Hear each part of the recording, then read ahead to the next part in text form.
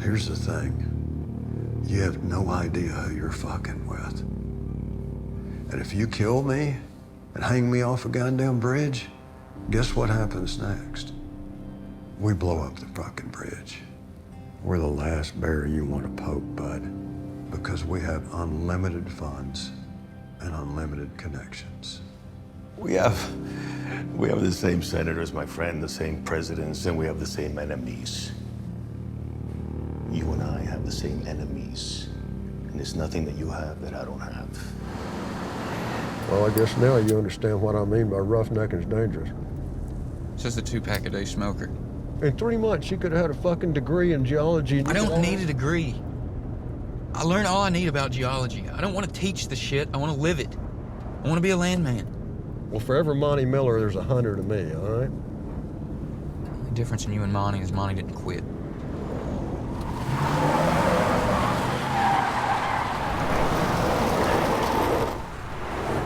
The difference in me and Monty is I don't have a fucking trust fund. I didn't quit, I bled out. And besides, I don't see you speculating or banging on doors or hustling mineral rights. No, you're the worm on a drill crew. Excuse me, you were. And your crew is fucking dead on day one, so take the fucking hint. If I'm gonna run an oil company one day, I need to know how every aspect of it works. From the surveys, making the drill pad, moving the gear, housing the crew, setting the drill, capping the well, maintaining the well, all of it. So run an oil company, that's your plan now. That's the dream. I don't have a plan yet.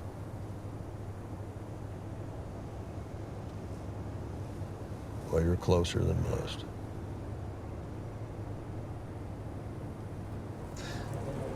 I need a favor. Will you do me a favor? Depends on what the favor is. Put me on another crew. You know a lot of people are gonna blame you for what happened. Anytime something goes wrong, they always blame the worm. Let me.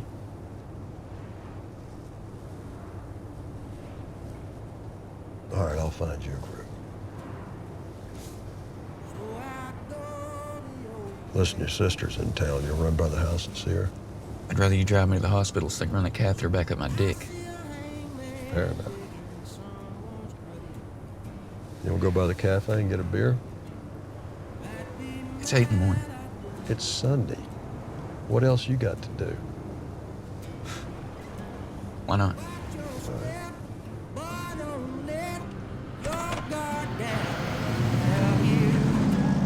Hey, who's that headhunter you sent out to Midland? Look, Monty, you have an employee who failed to report theft of an asset worth $7 million. That asset was used to move illegal drugs when it landed illegally again on a public roadway. Road is private. It's an easement with multiple lessers having access, and a court of law that makes it public. You got a pump jack with numerous OSHA violations, a workover crew violating more OSHA regulations, all under his purview. Now, if something like this happens again, and it will, you'll be negligent because you took no action against an employee who knowingly violated every rule he came across. That nullifies your umbrella policy, making you, and I do mean you, the responsible party in litigation. You ever been to the patch? I have not. Any given day, I might have 5 trucks stolen. I'm not talking pickup trucks either, I'm talking oil tankers. They just disappear one day, and then a couple weeks later, they mysteriously return. And that's just me. Multiply that by 500. You want to see the price of oil go up $30 a barrel? Start reporting that shit to the DEA and watch every camp and every yard turn into a fucking crime scene. Then we're on the timetable of the federal fucking government, which I might say, I've seen kindergarten talent shows move with more efficiency than them. Now look, every company has a version of Tommy. You cannot function without one. If I fire him, I'm gonna have to hire somebody else with less experience and less respect. How are you gonna function with an $80 million lawsuit and a mandatory shutdown from OSHA? It's one man, Monty. Not the one you should be worried about. If I was you, I'd be real worried about myself. Can counsel speak? By all means. Let's step into the conference room.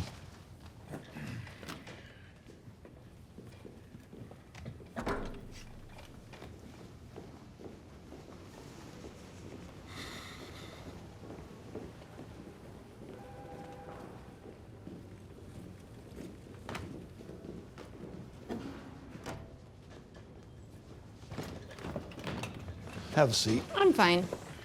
Listen, hon, we were playing the pissed-off litigator while you were still being bathed by your daddy.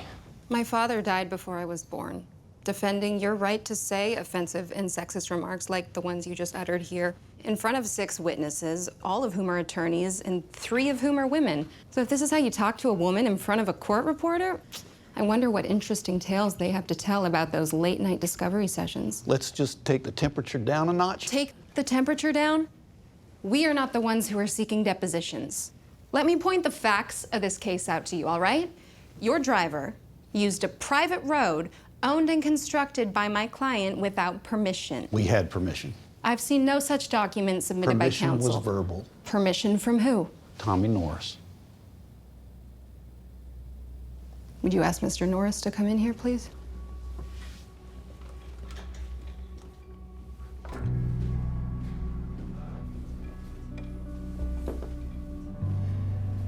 Listen, I'm done speaking to you. May I speak? Feel free. I know where you're going with this, and you need to understand a verbal agreement is legally binding in the state of Texas. If it can be proven. Did you give permission for TTP to use our cutoff to Highway 285? When 302 was closed for night construction, I asked if they could use a bypass, and I allowed them to. Did they ask for that courtesy to be extended beyond the closure of the highway? They did not. Were you or any MTEX employees aware of their continued use of the road? I wasn't. I can't speak for anybody else. You had restricted permission, which had expired. You made no request to extend it. The plane in question was reported stolen and was in possession of the thieves at the time of the accident. But even if it hadn't been stolen, we could land it in the middle of the road whenever we want. It's our fucking road. You had no right, easement, lease, nor permission to use the road. To assert otherwise is false, and the mere insinuation we were complicit in the theft of the plane is defamatory and will be treated as such. Not to mention multiple attempts on record of your partner making a derogatory statement about my gender and stating that I bathed with my father, falsely insinuating an incestuous and criminally sexual relationship with a deceased Army Ranger. Uncle, we get it. Do you? Think they hired me because I'm pretty? I charge $900 an hour, you asshole, and you're real close to learning why. So, here's what you're going to do. You're gonna drop this bullshit claim. You, your client, and your insurance company are going to circle up and take your 8-figure settlement like men, or I will sue this firm, your client, and your insurance company for defamation, slander, frivolous and malicious prosecution, intentional infliction of emotional distress, mental anguish, and anything else I can come up with. And when this is over in 7 years, you will be disbarred, and I will hang your law degrees over my fucking toilet. I'm sorry. Sorry. Would you draft up the settlement, please? And make sure it's withdrawn with prejudice. Oh, no one is leaving but me. Draft the settlement here, have them sign it here. Don't you want to be here to negotiate the language? We're not negotiating language. This is a surrender. They sign what you write, and I'll be waiting at the courthouse with CBS News if they don't. Is that how you play pissed off litigator? Didn't think so.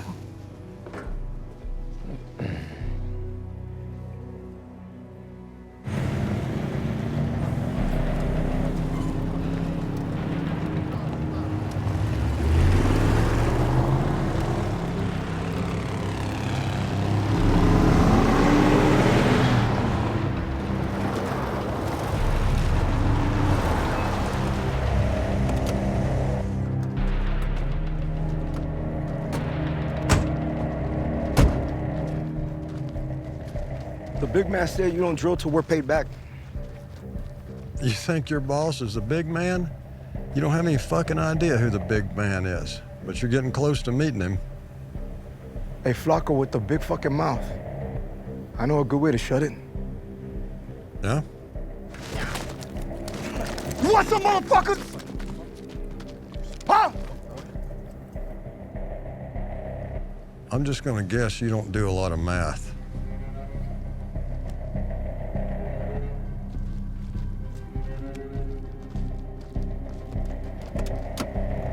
See how well that went? Well, you know half these sons of bitches sell drugs for them, right? Take it one day at a time, Dale, one day at a time.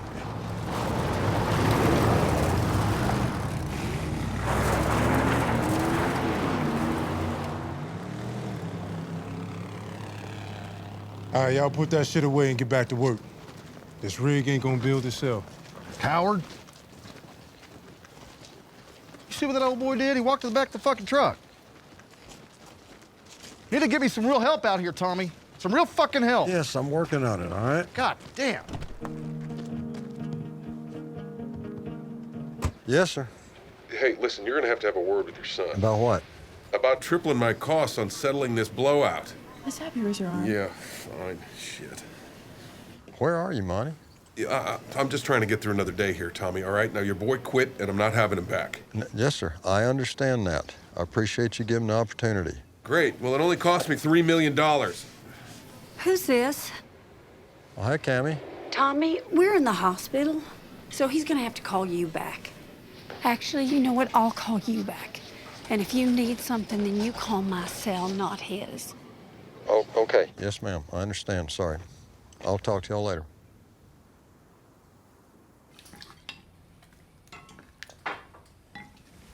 So, I'd like to...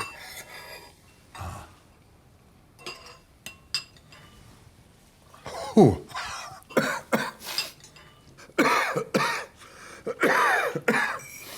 Sorry. Yeah, it takes some getting used to. Bet it does. I like hot stuff, don't get me wrong, but boy, it's sneak up on you. So my grandma made it.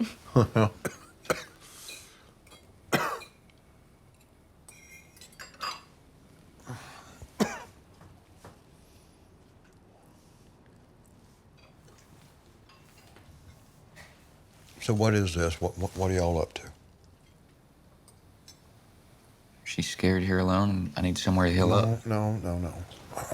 We're not doing that. We're telling the truth here. What is this? What are y'all doing? Trying to figure it out. Yeah? How's that going? A little clumsy.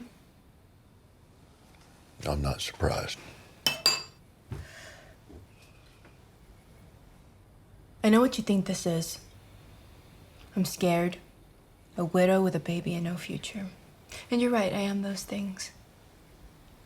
But if I was looking for a man to take care of me, the 22-year-old worm on a workover crew would not be my solution.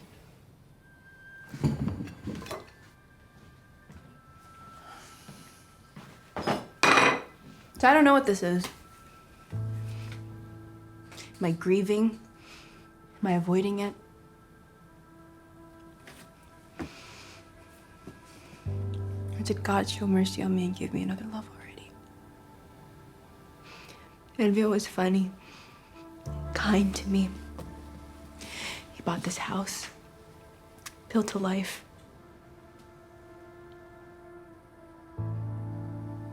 But Elvio never once looked at me the way he looks at me. Not once.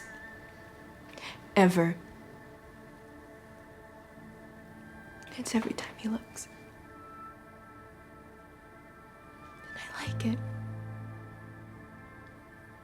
So what do I do with that? Your supper's over too.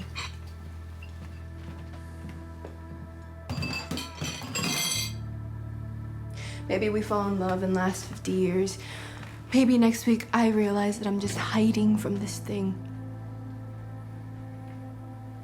Maybe I fall in love and all he feels is guilt. So like I said, it's clumsy.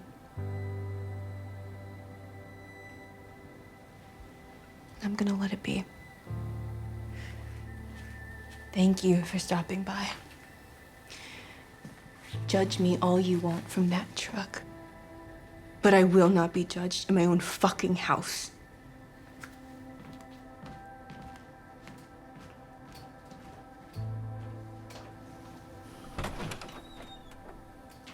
Son, you might have outkicked your coverage on this one.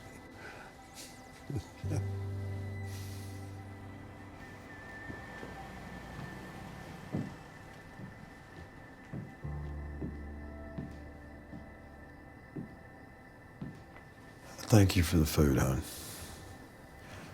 I can't think of one thing in the world that would be better than the two of you lasting for the next 50 years. And if it's not with him, I hope you find somebody. Because you're one of the few that I've met that actually deserves it, okay?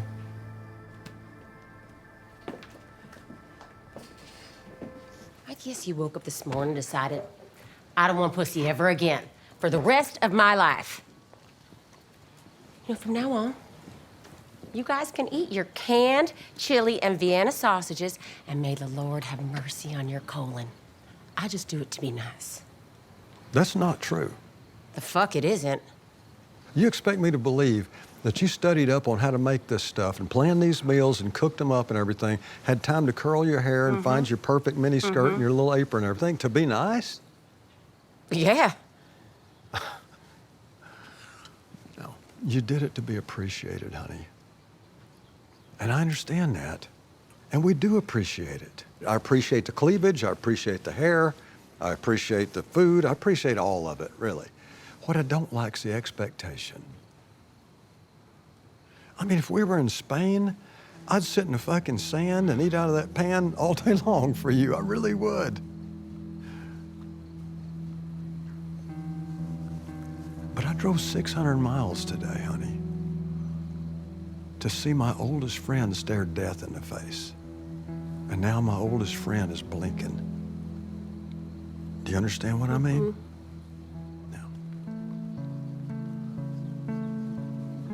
I don't want to jump through culinary hoops with you. I just want to eat and drink my fake beer and then lay next to you tonight and forget this day ever happened. But you see, all my days are like this. And I'm going to want the same thing tomorrow. Well, I was planning on a speakeasy night where we could all It's like, no, it ain't going to happen. Honey, God bless you. I love you so much, but that ain't gonna happen. You can dress up. You could throw a fucking luau if you want to. I don't care. But you're gonna wear the grass skirt and the coconuts and play the ukulele. And the rest of us are gonna be sitting there eating and watching. Please, just no more participating, okay? Is that a deal? I was thinking about luau. You know, this changes it quite a bit. Change is not a bad thing, honey. Come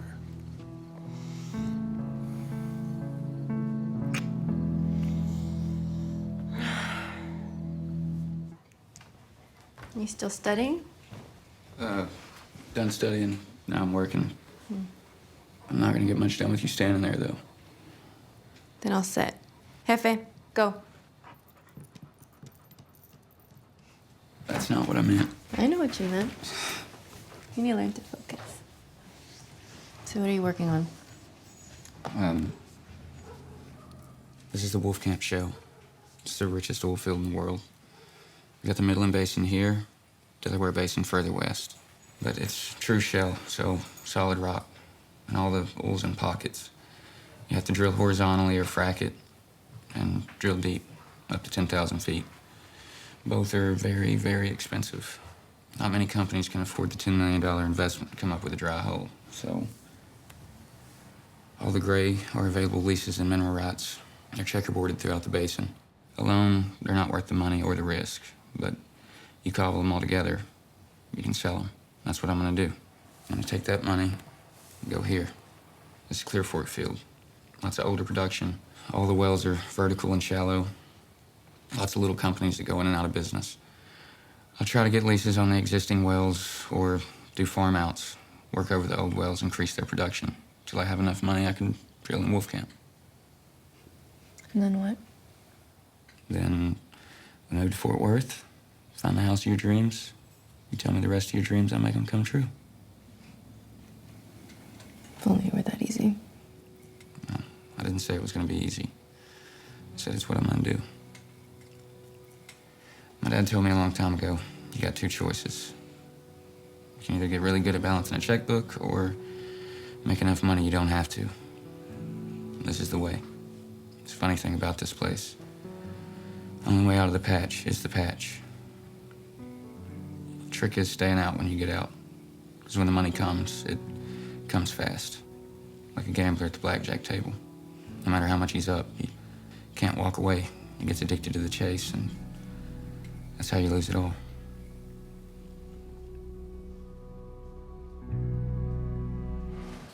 Well, Monty's will states that upon his death or incapacitation, you were to be made president and facilitate the sale of the company. Proceeds are to be split between a foundation, which Cammy will run, and a trust, which you will serve as executor. Monty's fighting for his life. We could look at that later if he loses, but right now let's focus on the win, okay? Well, whether he lives or dies, he is incapacitated. And there's a $167 million farm out that's waiting to be executed. He needs a heart transplant, Tommy. Is that what they're doing? Well, they're trying to get him stable enough to receive one. They won't risk the organ on a recipient that isn't healthy enough to survive the procedure, much less the body's reaction to a foreign organ. He is already incapacitated, and he will stay that way for the foreseeable future.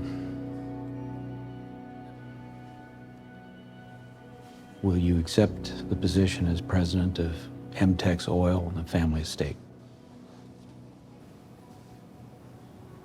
Yes. And will you accept the role as executor of the family trust? Yes, but I want a board with both of you on it. Yeah, that's fine. I want to say something to you about faith and hope and all that. Since I don't believe in it, it's kind of hard to ask you to. But I will say this. Monty is the luckiest man I've ever known in my life. He wins when everybody, and I mean everybody, loses.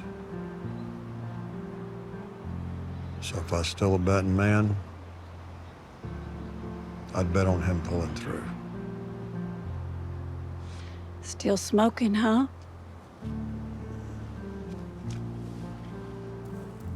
You're still a betting man every day.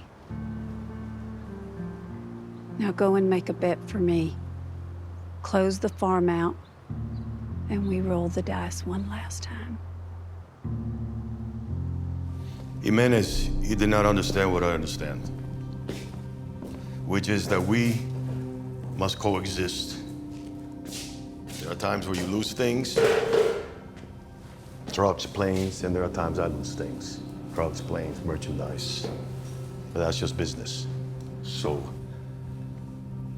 how do we get back to where it was so we can coexist? Well, you understand above everything else, nobody can escalate this higher than we can. And I'm guessing you know that, otherwise you wouldn't be here. So, you want to go back? Stay out of our fucking way. Or I go sit with every CEO of every oil company in the Permian Basin, and we build a DEA a fucking city.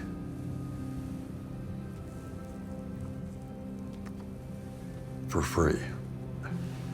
It ain't nothing for us to throw $10 or $20 billion at a problem. Nothing. Now, you got a couple of sheriffs and some judges and some mayors along the border there. We've got ex-presidents on our boards. And senators. Hell, Chevron named a fucking oil tanker after Condoleezza Rice. Here's the thing. You have no idea who you're fucking with. And if you kill me and hang me off a goddamn bridge, guess what happens next? We blow up the fucking bridge. We're the last bear you want to poke, bud, because we have unlimited funds and unlimited connections. We have the same senators, my friend, the same presidents, and we have the same enemies. You and I have the same enemies. And there's nothing that you have that I don't have. And what you don't want the world to know how you make the thing you sell. And I don't want the world to know how I do the thing I sell. The world's a better place if we have friends. I get that. But we ain't ever gonna be friends. What's that? We ain't ever gonna be friends. Oh, yeah, we're gonna be friends. Well, let's see about that. You need to avoid us like the goddamn plague, and we'll do the same. And if our paths ever do cross, then everybody's gonna be real friendly, and everybody's gonna be real forgiving. Well, that's advice we both should take.